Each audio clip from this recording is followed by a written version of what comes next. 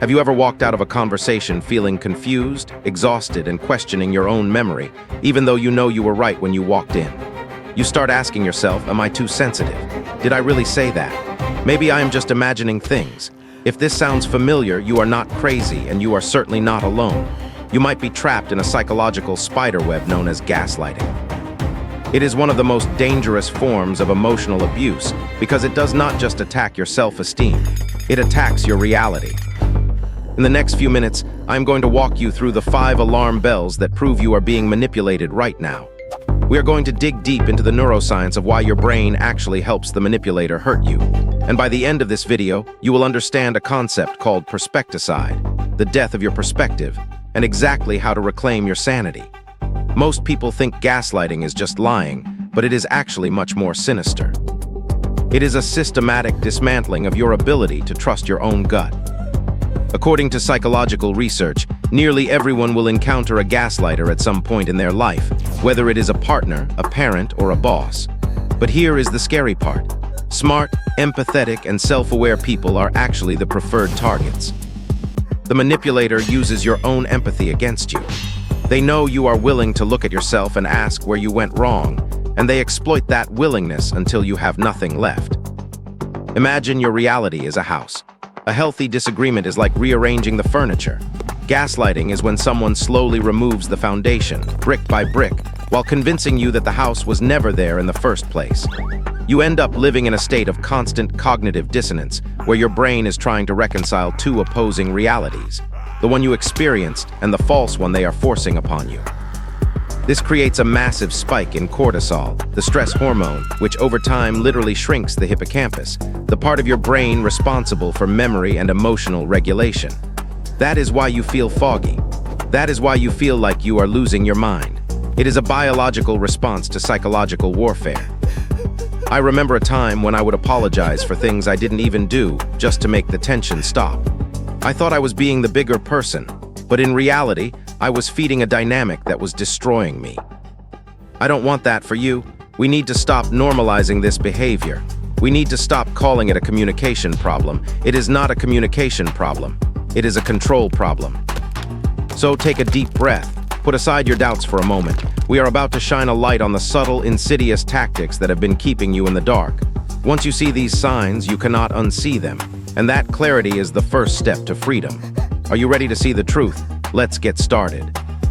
Let's look at the first red flag, and it usually starts with something so small you might dismiss it. It is what psychologists call the trivial lie. The gaslighter will lie to you about something obvious, something verifiable, and something that frankly does not matter. Maybe they denied eating the leftovers even though the plate is right there. Maybe they claim they never said they would be home by 6, even though you have the text message proving it. You show them the phone and they just shrug and say, "You are reading that wrong," or "I was joking, can't you take a joke?" Why do they do this? It seems counterproductive to lie when the evidence is right there. But this is actually a grooming technique. They are testing your boundaries. They are seeing if you will choose the comfort of the relationship over the discomfort of the truth. When you let the small lie slide because you don't want to start a fight, you are unknowingly giving them permission to escalate. You are teaching them that your reality is negotiable. In the brain, this creates a state of confusion. Your sensory input says one thing, but your emotional attachment to this person says another. To reduce the stress, your brain decides to ignore the sensory input. You start trusting them more than your own eyes. But that is just the warm-up. The second sign is much more damaging because it targets your identity. It is the weaponization of your emotions. This is where you hear phrases like, "You are too sensitive," "You are overreacting," or "You are just being crazy." This is a classic deflection tactic. Instead of addressing their bad behavior, they address your reaction to their bad behavior. Suddenly, the problem isn't that they insulted you. The problem is that you got upset about it. This is extremely effective against empathetic people. If you are someone who prides yourself on being kind and understanding, the last thing you want to be is difficult or crazy. So you suppress your legitimate anger. You start to police your own emotions. You become type 1 in our funnel, the over-apologizer. You find yourself saying sorry for feeling hurt. Psychologically, this is emotional invalidation. When your feelings are constantly denied, your brain stops signaling danger. You lose touch with your intuition. Your gut instinct is screaming that something is wrong, but your logical mind, manipulated by them, shuts it down. You are effectively overriding your own survival mechanism. If you think that is bad, what comes next is truly mind-bending. It is called projection, or the mirror game. This is where the gaslighter accuses you of the exact things they are guilty of. If they are cheating, they will become obsessively jealous and accuse you of flirting with the waiter. If they are lying, they will call you a liar. If they are being selfish, they will accuse you of not caring about their needs. This tactic serves two purposes. First, it puts you on the defensive. Instead of investigating their behavior, you are too busy trying to prove your own innocence. You are exhausted from defending yourself against phantom crimes. Second, it floods the zone with noise.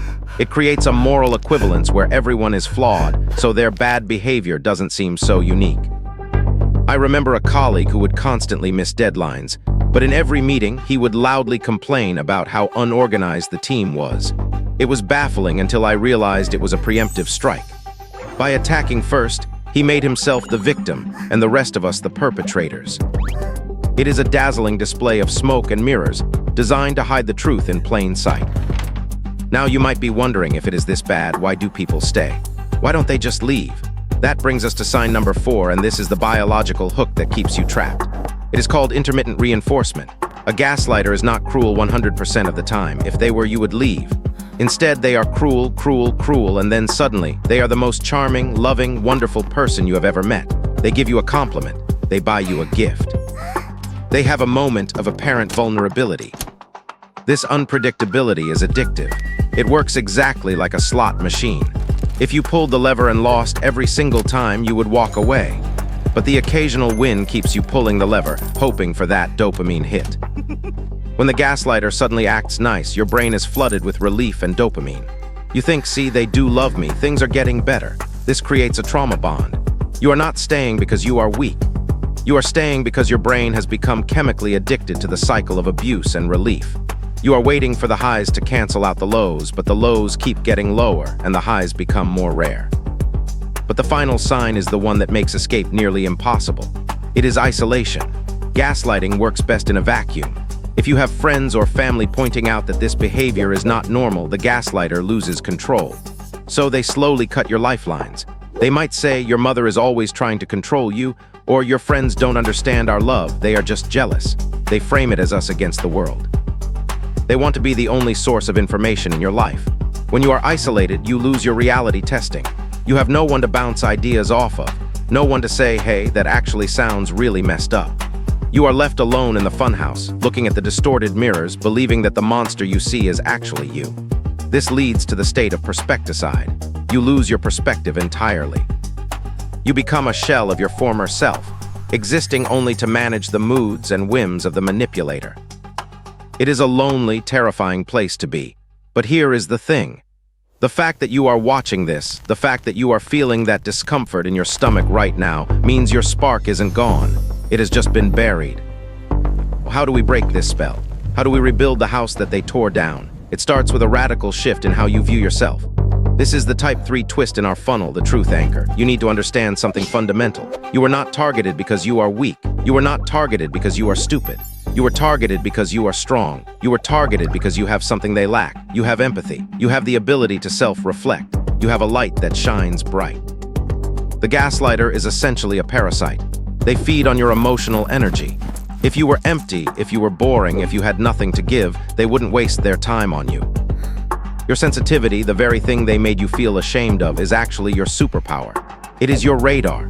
That feeling of anxiety, that knot in your stomach, that is not a defect. That is your intelligence screaming at you. That is your body rejecting the poison. For years, you have been trying to silence that voice because you thought it was the problem.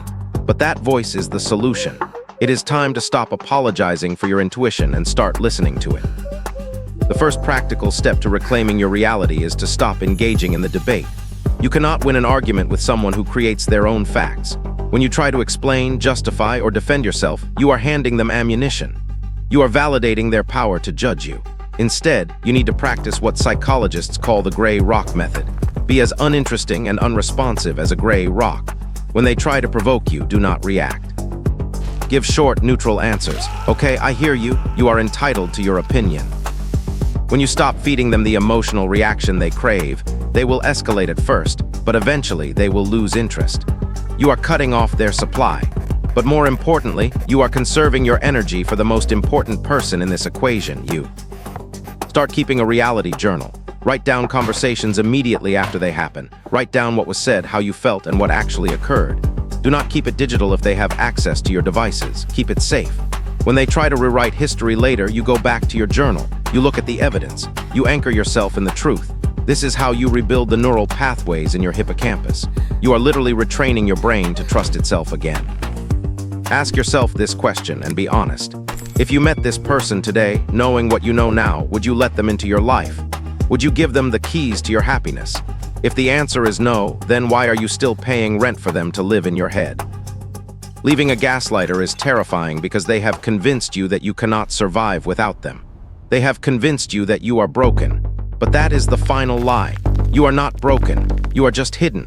You have been covered in layers of their projections and insecurities. But underneath all of that, the real you is still there, waiting to be found. Recovery is not about going back to who you were before. It is about becoming someone who can never be manipulated again. It is about building a foundation of self-trust that is so strong, no one can ever shake it. You have the power to define your own reality. Do not let anyone else hold the pen. I know this is heavy, and I know it is a lot to process, but you do not have to do it alone. In my next video, I am going to reveal the specific language of narcissists, the exact phrases they use to trap you, and the counter scripts you can use to shut them down instantly. It is information that could save you years of therapy, and you definitely do not want to miss it. So hit that subscribe button right now and turn on notifications. Your future self is already thanking you.